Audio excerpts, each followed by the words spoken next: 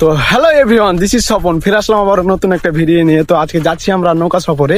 নৌকা সফর বলতে আমরা যাচ্ছি আজকে নৌকাতে পিকনিক করতে। এই জন্য দেখতে পাচ্ছেন আমাদের পিছনে বড় ভাইরা আছে এবং আমার সামনে আছে আমার কাকু। ও কাকু, দাঁড়ান কাকু। তো কাকু, আপনার অনুভূতিটা কেমন লাগছে কাকু, যে পিকনিকটা কেমন হতে পারে? আজকে পিকনিক খাওয়ার জন্য দিন করলাম, তো দিনের পরিস্থিতি খুব একটা ভালো না, মানে আকাশের আবহাওয়া খারাপ, বৃষ্টি হচ্ছিল, আবার এখনো হচ্ছে। তো বলতে পারছি না আমরা কি পর্যায়ে পিকনিকটা খেতে পারবো আর কোথায় গিয়ে আমাদের সেই পিকনিক খাওয়ার গন্তব্যটা হবে সেটা এখনো বলতে পারছি না। তবে আমাদের টার্গেট আছে ওই রহনপুর পর্যন্ত। এখন দেখা যাক আমরা কত দূর যেতে পারি। যদি আমাদের আবহাওয়া ভালো থাকে আকাশে, তাহলে পরে আমরা ঠিক যে আমাদের যেই বরাবর মনে করেন কি যে গন্তব্য রহনপুর, ওখানে আমরা যাব। আর যদি আবহাওয়া খারাপ থাকে তাহলে পরে মনে হয় ওই রকুনপুর গঞ্জের এগুলোর ভিতরে আমরা সেই পিকনিকটা মানে শেষ করে দেবো আর কি।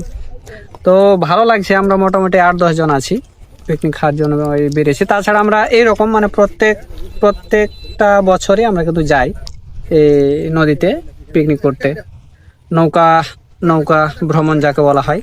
তা আমরা এখন রওনা দিয়েছি। এই তো হচ্ছে আমার মন্তব্য। আমাদের লকড়ি আছে, ওখানে স্যান্ডেল আছে, আমাদের ফ্যান আছে। তো সফরের জন্য যে সব হাঁড়ি পাতিল লকড়ি খড়ি লাগে, তো এইসব লকড়ি খড়ি নিয়ে আমরা চলে আসছি আমাদের সে নৌকার সামনে। এই নৌকাতে এখন আমরা যে উঠবো, তো যারা বড় ভাই আছে এরা কিন্তু প্রায় সবাই উঠতে লেগে গেছে। তো এখন আমি উঠে যাবো এই নৌকাতে। তো প্রায় সব জিনিসই আমাদের নৌকাতে উঠানো শেষ। তো এখন আমাদের যে নৌকাতে ফ্যানটা লাগাতে বাকি থাকে, তো ওই ফ্যানটাই এখন তারা লাগাচ্ছে। আমরা কেবলই নৌকাতে সবাই উঠে বসেছি, তার ভিতরেই কিন্তু হালকা একটু মেঘ আসে। তো মেঘ আসার সাথে সাথে কিন্তু বৃষ্টি শুরু হয়ে যায়। তারপরে আমরা যে একটা সালফেট নিই, এই সালফেটটা নিয়ে কোনো রকম আমরা ভিজা থেকে বাদ থাকি। তো আমরা কোনো রকম করে ভিজে নিই। তারপরে আমাদের সাথে যে জিনিসপাতিগুলো ছিল, যেরকম মনে করেন যে গোশ, চাল, ডাল, তারপরে তেলমেল যত কিছু ছিল, এইসব কিন্তু ভিজে যেত, যার কারণে আমাদের পিকনিকটা কিন্তু ভালো হতো না। তার কিছুক্ষণ পর বৃষ্টিটা ছাড়ে এবং বৃষ্টি ছাড়ার সাথে সাথে আকাশটা পরিষ্কার হয়ে যায়। আর আমরা তারপরে কিন্তু ওখান থেকে রওনা দিয়ে দিই আমাদের গন্তব্যে যাওয়ার জন্য। তো নৌকাতে ওঠার পর আমাদের যে কাজগুলো থাকে বলতে যে পেঁয়াজ রসুন কাটাকাটি, তারপরে যে গোশটার মনে করেন কাটাকাটি, এইসব কাজ কিন্তু আমরা চালিয়ে যাচ্ছিলাম নৌকার উপরে। তো কিছুদিন আগে আমরা যে পারঘাটি ব্রিজে আসছিলাম, এই পারঘাটি ব্রিজে কিন্তু আমরা চলে আসছি। আমরা এই পারঘাটি ব্রিজ পার হয়ে কিন্তু আমরা আরো অনেক দূরে যাব। তারপর আমরা আমাদের সেই গন্তব্যে চলে আসলাম। তো গন্তব্যে চলে আসার পর সবাই নিজের কাজ নিজে বুঝে নিচ্ছে, কারণ আমাদের খেতে দিতে অনেক দেরি হয়ে যার কারণে আমাদের বাড়ি যেতে সন্ধ্যা হতে পারে এবং রাতে হতে পারে। এই জন্যই আমরা নিজেদের কাজ নিজেরাই বুঝে নিচ্ছিলাম। আর এখানে করব আমরা আমাদের চুলা। এই চুলা থেকে আমরা ভাত তরকারি সবই রান্না করবো এইখানে।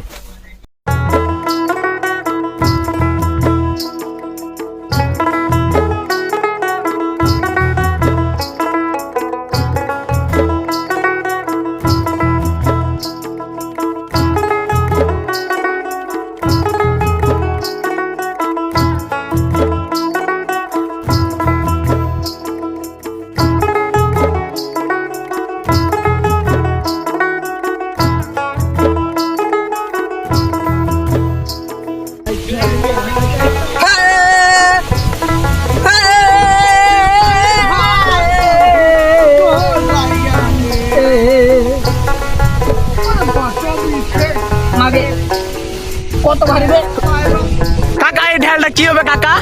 এই ঢাল দিয়ে আমরা এখন চুলা করব। চুলা, ও আচ্ছা আচ্ছা আচ্ছা। আমাদের এই জায়গায় অনেক চুলার সমস্যা, তো যেহেতু আমরা আসছি আমরা এখন মাঠের মধ্যে, তাই আমাদের এখন চুলা যেহেতু বানাতে হবে, তার জন্য এই ঢালটা আমাদের সংগ্রহ করা। আমি এখন চলে যাচ্ছি চুলার জায়গায়।